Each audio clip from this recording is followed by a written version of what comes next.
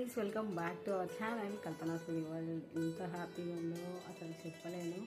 ఏడ్ చేసిన లిటరల్గా అందరు మెసేజెస్ చూసి అవన్నీ చూసి చాలా హ్యాపీగా అనిపించింది. And mummy daddy thank you so much. అస్సలు నేను ఎక్స్పెక్ట్ చేయలే ఈరోజు సర్టిఫికేట్ తీసుకుని ఉంటా అని చెప్పి.